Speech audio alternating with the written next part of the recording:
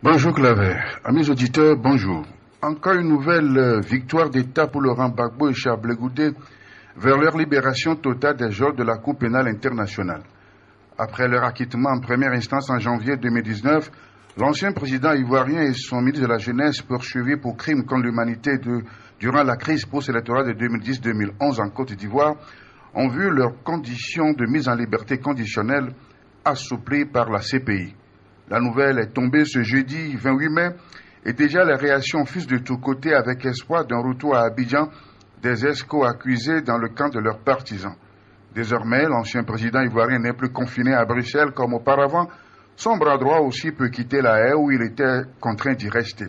Mais ils ne sont pas au bout de leur peine puisque ce déconfinement est encore assuré de nouvelles conditions.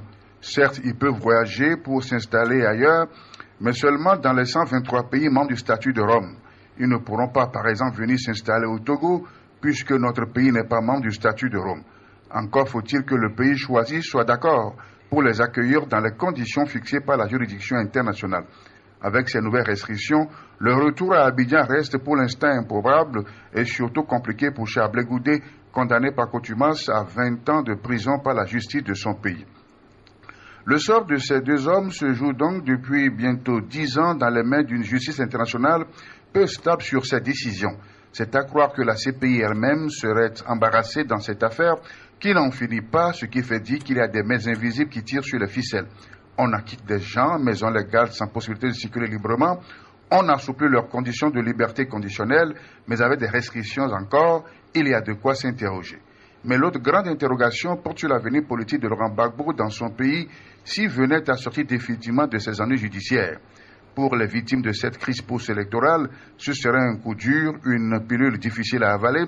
Elles l'ont fait savoir lors de leur acquittement en première instance, mais c'est surtout au plan politique que l'on pourrait craindre un profond bouleversement des cartes, surtout à la veille de la présidentielle d'octobre. D'ici là, rien n'est sûr qu'il pourrait regagner Abidjan et prendre part au jeu électoral. Mais à vrai dire, faut-il que Gbagbo lutte encore pour prendre le pouvoir en Côte d'Ivoire? À la réflexion, cela ne valait pas la peine. Il a déjà fait 10 ans au pouvoir, dans les conditions qu'on connaît bien sûr, mais y retourner aurait tout l'air d'une revanche et cela ne peut faire avancer la Côte d'Ivoire. En tant qu'Ivoirien, il a droit au chapitre, il a droit de prendre part au débat politique, mais pas forcément pour occuper la magistrature suprême. Gbagbo est un grand politicien et un grand panafricaniste engagé qui devait désormais jouer un rôle d'autorité de caution morale pour les plus jeunes qui veulent entrer dans l'arène politique. Il est donc nécessaire et légitime que Gbagbo et Blegoudé retournent chez eux en Côte d'Ivoire pour retrouver leur dignité au milieu des leurs, non pas forcément pour jouer un rôle de premier plan, mais pour participer à la réconciliation nationale. Cela contribuerait beaucoup à la paix et à la réconciliation nationale. Le président Alassane Ouattara, qui a bien voulu respecter les termes de la loi fondamentale en renonçant à embriguer à un nouveau mandat, même s'il a un dauphin désigné, doit baliser le terrain et favoriser le retour de ses compatriotes au pays pour que la réconciliation soit effective. Il va ainsi marquer et rentrer positivement dans l'histoire de son pays et de tout un continent. Les dirigeants dont l'Afrique actuelle a besoin doivent s'investir beaucoup plus dans le rayonnement de leur pays et du continent dans le concert des nations plutôt que de passer tout le temps à régler des crises artificiellement provoquées pour continuer à garder le pouvoir.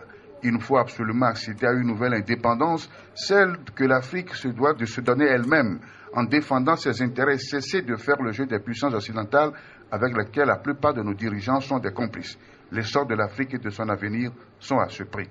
Et puis permettez que je termine ma réflexion du jour en rendant hommage à Maître Apollinaire Madi Aovi Agboibo, président du CAR, Comité d'action pour le renouveau, qui s'est éteint hier à Paris à l'âge de 77 ans. En moins de 2 ans, il est le deuxième ancien premier du Togo à décéder en soins dans un hôpital, comme toujours à l'étranger, loin de la terre natale. Comme quoi on peut mourir dans un hôpital hyper équipé à Paris ou dans une unité de soins dépourvue de tout et perdu au fin fond de la brousse, c'est toujours la même mort. Le bélier noir, le bélier de Couvé du nom de son village, vient de finir son parcours terrestre. Nous nous inclinons devant sa dépouille mortelle et présentons nos sincères condoléances à ses familles biologiques et politiques et que ses œuvres l'accompagnent. Prenez soin de vous, prenez soin des autres, respectons les gestes barrières contre le Covid-19. Bon dimanche à vous.